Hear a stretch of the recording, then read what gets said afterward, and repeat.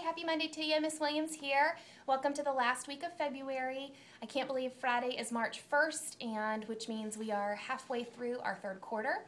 So those of you who are requiring interims because your son or daughter is either making a 1 or a level 2, which means under benchmark in a certain subject area or in work habits or in behavior and conduct, we'll be receiving an interim this week, and it just gives you really specific objectives that need to be worked on for benchmarks to be met for that report card that will come home on March 20th for the end of third quarter.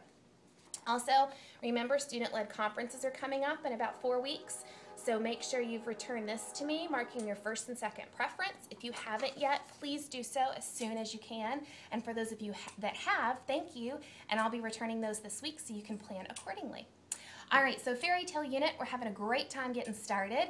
The kids are doing a fabulous job, and we started with a really famous fairy tale being Cinderella. I knew everyone would be aware of all the different components, including magic and problems and solutions and good characters and bad characters and the different settings, and I knew that would be a really good one to start with. So what we did, though, the first grade way, of course, is to bump it up a notch, and we read the Egyptian Cinderella. So we spent some time comparing and contrasting this version of Cinderella to our kind of Disney version.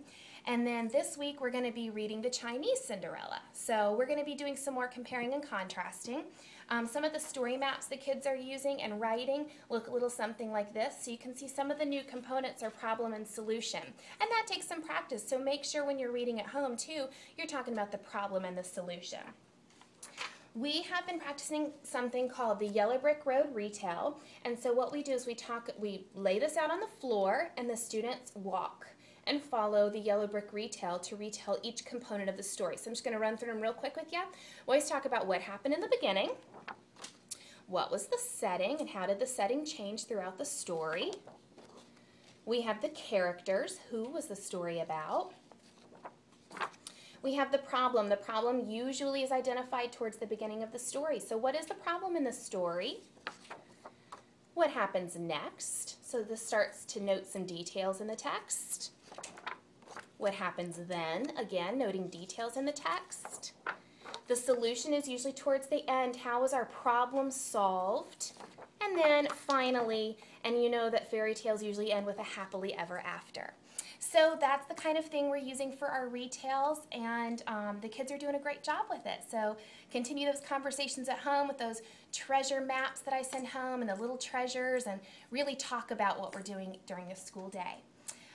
Thanks for using your Fluency last week. I had a really good return with the Fluency folders and some really nice comments from you parents, so thank you so much for the kind words, and I'm really happy you're enjoying those. So a new poem will come home this Thursday, and the Fluency folder should come back Friday.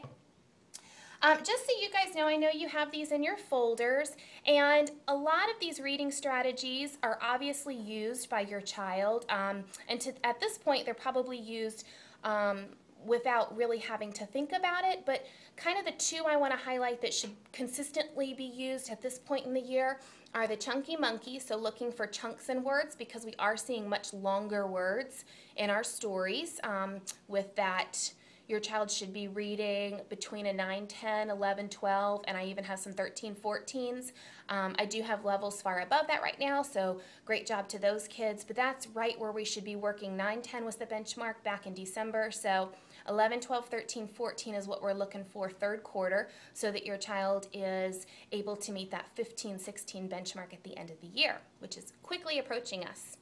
And then the other strategy I want to make sure we're using is this Flippy Dolphin, making sure we're flipping vowel sounds. We've been working a lot with vowel teams recently, so just making sure we're trying all those different sounds that vowels do make. So keep up the good work. All right, something new I want to highlight for you is what we're going to be doing in math. We are finally moving past the shapes unit, and we're back to simple addition and subtraction, including story problems. And one thing we're going to be doing is working on our fluency.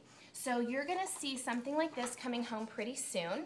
And I think I've sent something home similar to this earlier in the school year. But basically we're going to be looking for fluent number fact without prompting number fact repetitive behavior. So we want to look for efficiency and accuracy in your students' knowledge of addition and subtraction facts. So we're going to start simply with sums of 10. Again, this is something we've done earlier in the school year. And one thing we're also working on this week are the doubles facts and then doubles plus 1. So for example, if I know that 1 plus 1 is 2, then I know that 2 plus 1 is 3 because 2 is just 1 more than 1. Does that make sense to you? If I know that 2 plus 2 is 4, I know that 2 plus 3, just 1 more, is 5. So we're going to be looking for that fluency. And again, we're looking for really meaningful mastery, and we want the children to have a strong understanding of number relationships and these operations, simple operations, addition and subtraction. We are going to start with addition, and we're going to look for really efficient strategies for that fact retrieval. So I'm going to be sending home some things for you to be working on just to build that fluency. Fluency meaning really fast, really easy, being able to give us those sums very quickly without having to count on their fingers or use manipulatives or draw pictures or things like that. So be practicing that. That's a fun, in the car or bath time or something like that routine. So that's going to be exciting, and I know the kids really get excited about knowing their facts, and we'll have some little competitions and all that fun stuff. So I hope you guys are doing well. We're continuing our science unit on rocks and sand and silt, and social studies. We are going to wrap up our unit on African American history, and we're going to be celebrating Dr. Seuss's birthday later this week. And I think that's about it for you. In writing, we are continuing one more week of detailed writing, informative pieces, and then we will begin our fairy tale writing. So we'll get into some narrative pieces. All right, everybody, I hope you're having a great week. We do have our Boosterthon pep rally this afternoon, so some information with Boosterthon is coming home. Remember, our run is March 8th. I hope you're coming to cheer on your student, and I will speak with you soon. Have a fabulous one. Bye.